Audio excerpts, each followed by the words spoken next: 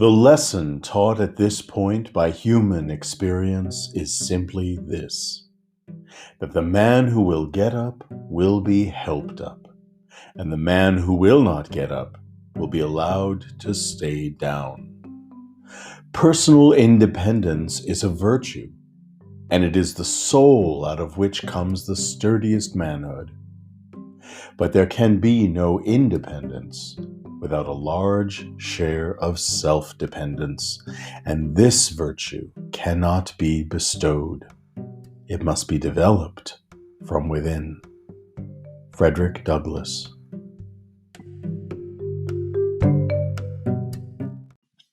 Welcome to the Lost Traveler Podcast. I'm your host, Henry Cameron Allen, and I'm very excited today to introduce a new friend, Chris Salem. We've been waiting for a few weeks to have this conversation. I'm so excited. You can read all about his biography in the description box. But the way you describe yourself, Christopher, is as a change agent, dedicated to assisting others to free them from emotional, physical, and financial pain. Let's tuck right in, man. I was looking over all your bio stuff and was really quite impressed at how prolific you are. And I wonder how you get through 24 hours a day with all that you do. It's interesting. That's why it's back to back to back. Yeah. But it's all good. I just focus on, to the best of my ability, focus on the priorities that matter. And I try to put everything in compartments and just, work on that. And, obviously I can't get to everything, and I try never to be everything for everyone. So I just do what I can with where I know I can bring value and help those that can use that to help themselves. Where did that start for you in your life? You were in Connecticut? That started back this goes back 20 something years ago now, when I went through a kind of a life-changing transformation, when I was able to kind of get out of this codependent world that I lived in and into one of mindfulness and clarity, and developing an interdependent environment, or at least from my end of it, with terms of how I behave, communicate, and relate to people. So what was your pivot? What was your moment that my pivot was just constantly living in anger and irrational behavior, struggle with some addiction, in this case, alcohol, drugs, sexual addiction. I mean, you could say that those were the addictions, but they weren't. They were just the mechanisms to escape. For me, it was the addiction to needing to be validated. And I got that because I didn't get it from my father growing up. Yeah. Have you found a way to, I noticed that you're the co-founder and CEO of Empowered Fathers in Action. Yeah. That's a big driver of that. Yeah. Have you managed to come to terms with all of that? Oh yeah. I did this, starting 21 years ago, and, it was a, 3-4 year journey doing that. And, I've written an international best-selling book in this area called Master Your Inner Critic: Resolve the Root Cause, Create Prosperity. I saw that. I contribute content in this area related to business and sales with Jack Canfield and Mastering the Art of Success. Yep. So I've been in his book, and I've contributed to a lot of other books as well, in terms of content around this particular area. One of the things that really spurred me on to not only become a life skills mentor and educator, but to start this podcast, I look at this COVID-19 experience as a real gift to humanity. It really gives us an opportunity to take a half step back and sort of reevaluate who we are, who we want to be, and the impact, as you say, that we have in the world. The thing that I love about the format of this is that it's very organic and just sort of, there's nothing preconceived. There's no prep. There are no prepared questions. It just sort of flows. And I I find myself reflecting, especially this time of year. Um, I don't know if you saw in my bio, but I sadly lost my son to brain cancer. Oh God, yeah, I'm Yeah. so sorry, and that This is, is the oh month. September is the month. So this is actually a really appropriate yeah, and wonderful time to broach this subject of fatherhood, of yeah, manhood, of finding the tools universally. I mean, I have listenership in about 20 countries now across the wow, world, and they're not all what we would call first world or developed countries. Some are, sort of, you know, catching up, or maybe they're further advanced, in some ways. Are there things that you find in your journey and in the development of your own toolkit, as a 21st century man and father, that you can say are universal um, and can share some practical tools for people listening? yeah, absolutely. I mean, I would say that, again, when if we're going to make change in our lives and change in the world, it always is going to start with us. When we say us, I mean you. You the individual. You can't anticipate somebody else is going to do it, and when he or she does it, and then he or she does it after that, then I'll do it. It's that we got to take responsibility for our own lives, our own journeys, no matter what cards have been dealt to us.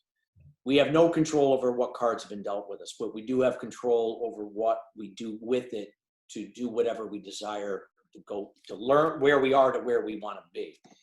So I'm a firm believer in taking responsibility for your lives, owning your own roles and duties, whatever that means in your personal life, in your career, and really learning to go within to embrace the process, right? And I call it the process because we're all capable of controlling things that we can within our power, and things that we can't, we have to learn to let go.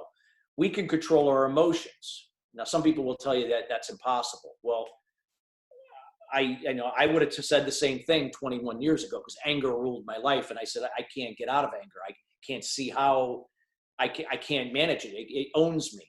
But now I realize that's so untrue. But it's just knowing how to go about doing it, and knowing how to get to the root cause of limited beliefs, and to develop a growth mindset versus a fixed mindset. So I'm a firm believer in owning your own roles and learning to control what you can't, let go of the rest, and learning to live your life being the example of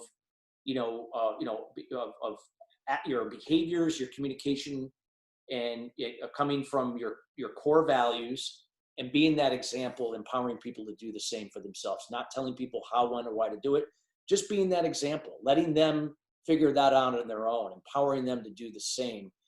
And when we can learn to give without expectation and receive without resistance, it begins to kind of just change the way you look at the process of life and business. There's always going to be the roller coaster ride in life and business. You can't control that.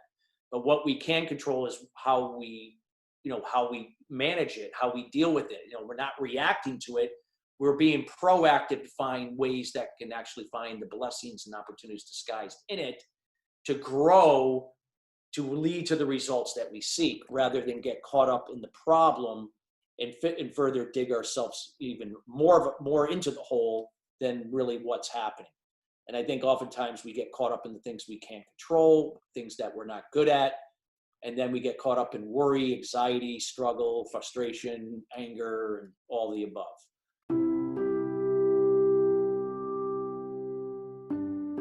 And we're going to take a brief pause right now to hear a word from our sponsor.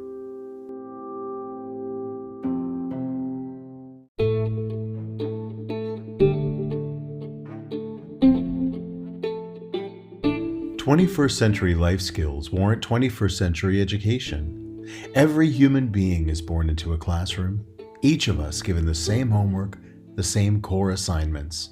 personal care skills, emotional literacy, financial literacy, environmental literacy. These and other essential life skills are unique, learned and used by each of us every day of our lives. Indeed, they are the common thread in our humanity, core to individuals and the communities they construct, surviving and thriving. Raising the bar on life skills education for all. This is the mission of Parenting 2.0. Visit www.parenting2pt0.org for more information.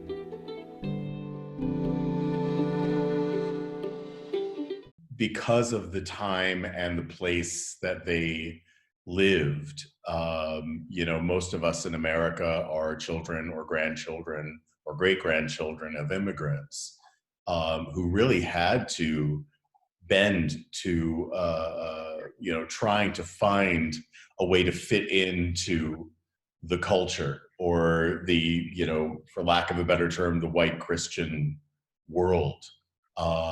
Yeah. There are so many people, whether it was, African Americans or Jews or Irish or Italians coming to this country, and even more recently, Latin Americans and Somalis and others coming to this place where you feel that the stakes are high to guide your children in a way that allows them to assimilate into a culture that they were not necessarily born into or of. Talk a little bit about that perspective in terms of, um, influence of parents and ancestors on how, especially young people now in this climate, can move forward successfully. Yeah, I mean, everybody, what I always like to say, is limited beliefs, whether if they're, brought upon, by, that person itself, or, it could be, elevated by situations that we're going in, hey, there was the Spanish flu back in, in the 1917, 1918, now 100 years later, here we are, COVID. So these things are going to happen, right? So with that being said, I'm a firm believer that, limited beliefs can be passed on from generation to generation. Because again, as children, we learn from what we observe, not what has been told to us. I'm not saying that if somebody said something hurtful to us, it has an impact on us. If a family member, a mom or dad keeps saying you're stupid, you're stupid, you're stupid, that wouldn't have an effect. Absolutely will. But nonetheless, it's really what they observe in that the parents' behavior.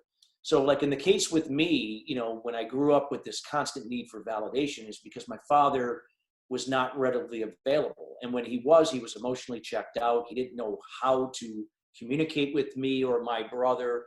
It was always competition. It was, if I felt very awkward around my father, like I could never just feel like, like peaceful or safe, because he felt, he always felt uncomfortable around him. But flash forward, I could realize why, because, my father, when he was growing up, experienced the same thing with his father, my grandfather. So again, we can only be who we are, and we end up passing that on to our children. We don't do it. It's not ill intent. It's not like my dad said, I want to alienate you and I don't want you to be part of my life. It's because you can only give what you know and what you have. He didn't know any better. Well, it's deficiency. As a kid, I didn't know that. It's deficiency. And I think in many of those cases, deficiency is inherited. I liken it to a tiny little vial of very potent, very toxic poison that's handed off from one generation to the next on a royal purple down-filled gold tassel little pillow, and you must accept it. You must accept what came before and continue the tradition of the dysfunction of your family. And it was always control. My dad was very controlling. Yeah. So again, you wonder where codependency comes from. So I mean, I ended up adopting this codependent lifestyle that, my need for validation was passed on to others. So, and then my expectations were very high, and when they went unfulfilled, it fueled my anger even more. And then I acted out. I severed relationships. it just repeated the cycle of dysfunction. Now, would have I have done the same thing with my son had I not gone through this process a number of years ago? Absolutely. I would have, not because I wanted to. It would have just been because that's all I knew. Because thank God that wasn't the case, because I had gone through this process and was in a better place to do it differently when my son came into the world. So that, that was the opportunity to hopefully break that dysfunction.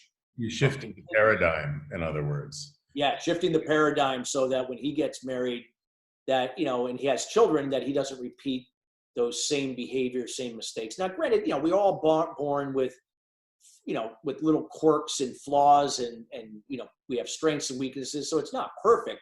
But yet he's going to be in a better position to act from a more interdependent versus a codependent way, with more specific, clear communication, taking responsibility, not that, because my dad was one of those people like, hey, Dad, I want to figure this out. Well, I'll do it. And he would just do it for you. And okay, get it.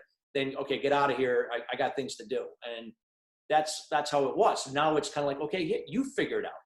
Here's some instructions. I'll give you a little hint. Look at this. Okay. And now you figure it out. So now I'm empowering him to figure it out on his own, not the other way around. So it's kind of like that, teaching them leadership, principles early, learning how to take responsibility or ownership, being accountable, empowering them. And so that, the earlier they can learn, that will have a more positive effect on their self-esteem and their confidence, that will benefit them as adults, as they, become parents, spouses, owners of businesses, working for people, and being, members in their communities to step up. I think so many of us who are children of the 60s and children of parents who were raised in the 40s and 50s,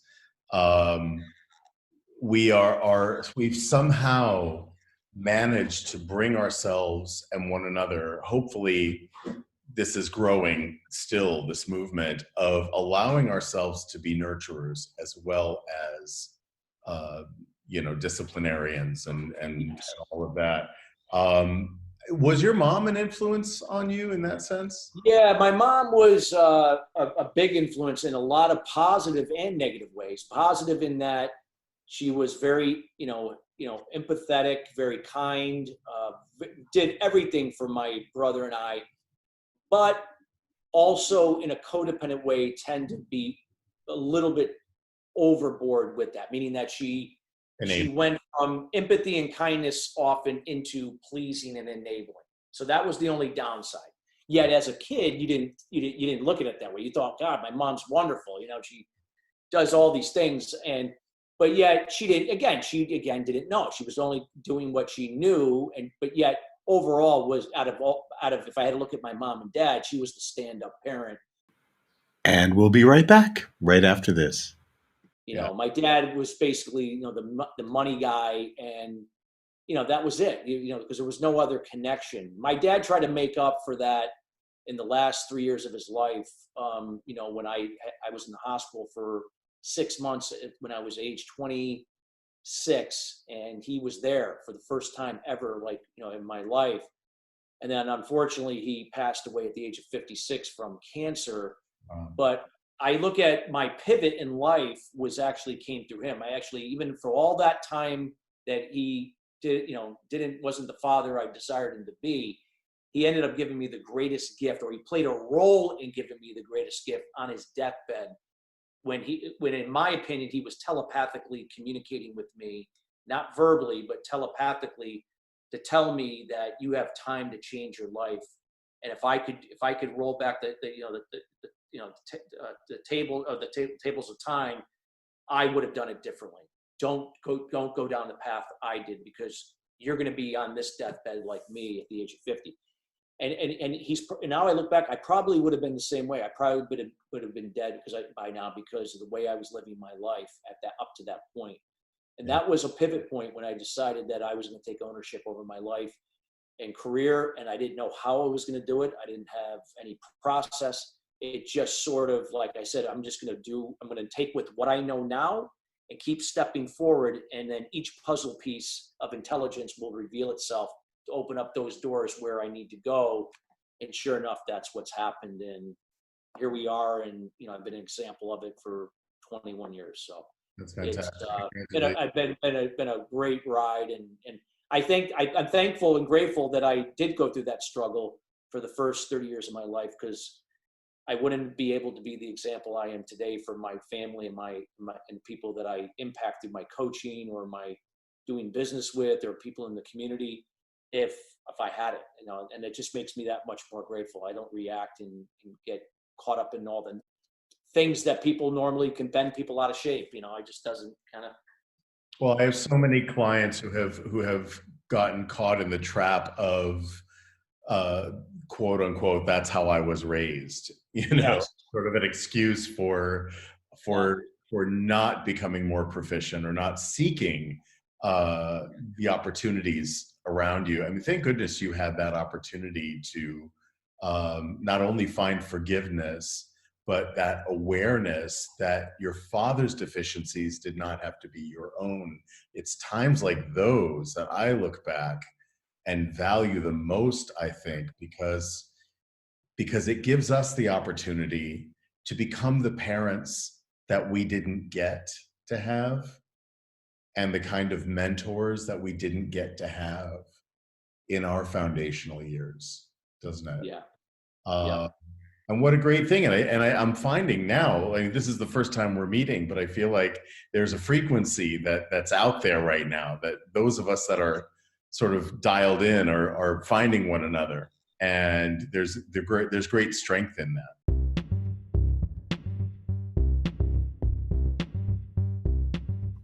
Listen up.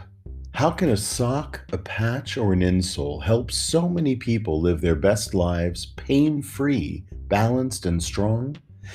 Scientifically speaking, there is a proprietary pattern embedded in Vox, socks, and insoles that touches specific neuropoints and other receptors in the metatarsal or ball of the foot, creating homeostasis or balance in the brainstem.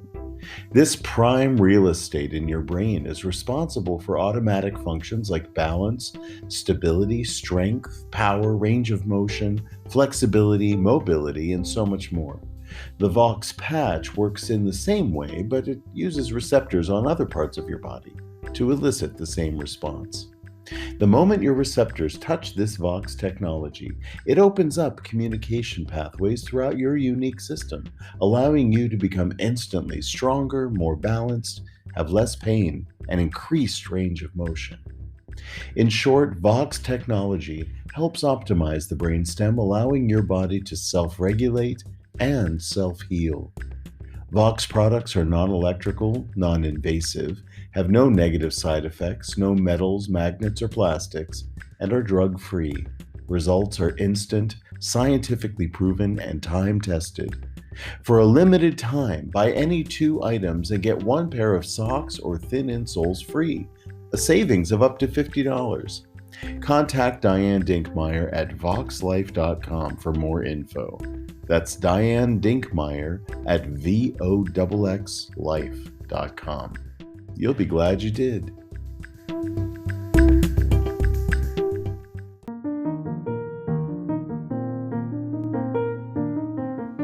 Your generous sponsorship and individual support of the Lost Traveler podcast benefits the Lost Travelers Club, a charitable project under the fiscal sponsorship of United Charitable, a nonprofit 501c3 organization. The Lost Travelers Club focuses primarily on the needs of parents who have outlived their beloved children.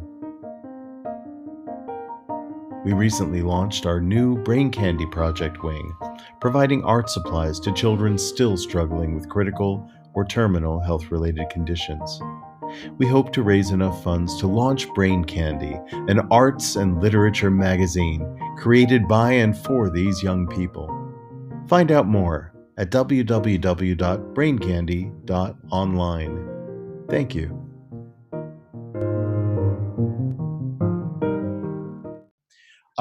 I know you've got to get going real quick. This is a short, sweet one, but one of the things that I ask my guests to do is to reflect on this conversation uh, and think about three things that you would like to offer up, practical tools that our listeners might be able to walk away from this conversation with.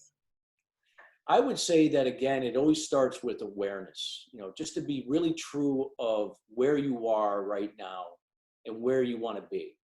And to recognize that it's a two-way street. So whatever has happened to you has happened to you. But also to know that we have a role in that situation or whatever has happened to you. So all you can control is what you can control. You can't control whatever's been done to you or what's being done to you or what people are going to do and say and react and so on. So the key is awareness and being truthful of that. And the next is to be accepting, to accept where you're at, but to make a commitment to, instead of manage the problem, let's get to the root cause of what's causing this. Why do I keep getting myself in these situations? Why am I always in these types of relationships? Why am I always in debt? Why am I always struggling with money? Why can't I seem to get ahead in my career? It's instead of trying to, look for the answers outside of yourself, is to make a commitment to go within to see what role you have in preventing that or getting in the way.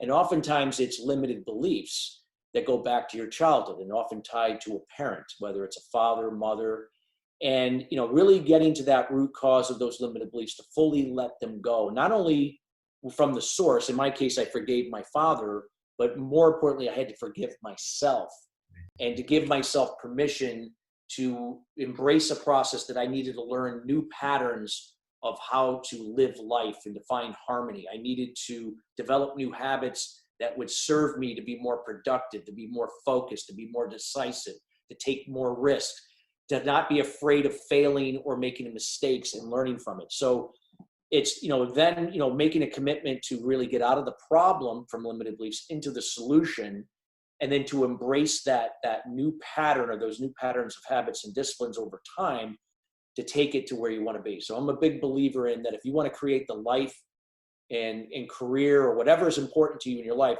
don't focus on the outcome. Keep that as a vision, but embrace the process. Control what you can, let go of what you can't. And the things that you can't control, let those puzzle pieces reveal itself over time when it's ready, when you can control it. And just like with anything that compounds on one another, let the process lead to the results you seek, doing everything with laser focused in the moment, learning how to be mindful. So I recommend meditation and journaling as being the two habits that go hand in hand to get you out of the problem from limited beliefs, and also to create your solution and actually sustain that process over the rest of your life. So it's something that I recommend that everybody, if they incorporate that into their routine every day, they'll see dramatic changes. I've been doing it religiously for 21 years. Every morning, early in the morning, I wake up at 4:15 and I meditate, journal. I've been doing it and never missed a day. That's great. Yeah, I always advise that when you're trying to break a pattern or what you might call a bad habit, right? When we're looking back at the root causes, as you say, if we're living there and if we're focused on breaking that bad habit within us, then that's where we're staying stuck. But if we're learning a new way, if we're learning a new practice, picking up a journal or even finding a coach such as yourself or me or any number of people, right? Investing in finding new tools, because there are experts out there in what you're looking for. Find them. Then your focus is forward. Your focus is on learning a new way, a new behavior, and that automatically and effortlessly replaces the stuff that you don't want anymore to be carrying around with you, right?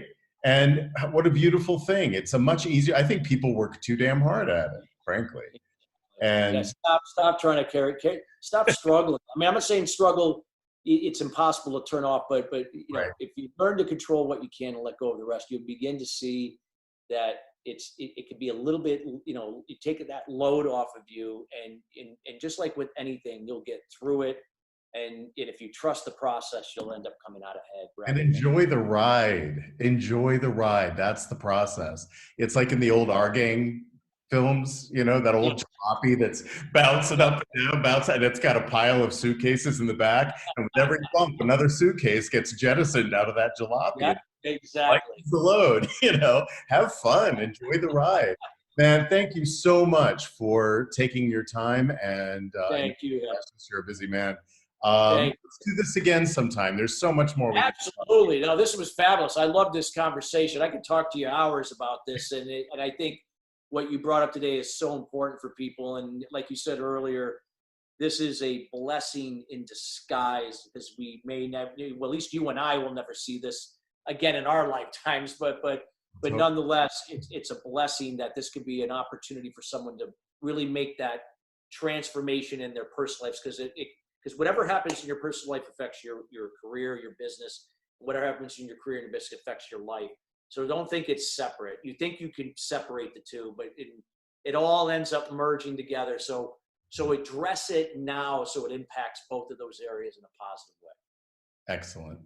Well, thanks so much, Chris, and I'll look forward to having you on again. Sounds great. It was a pleasure. All the best. All right. Talk soon. Bye. Bye.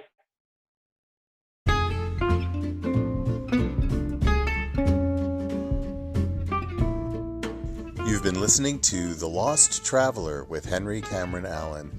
For more information, please visit www.henryallen.org. Thanks so much for tuning in, and let's all keep striving for a better world. Thank you.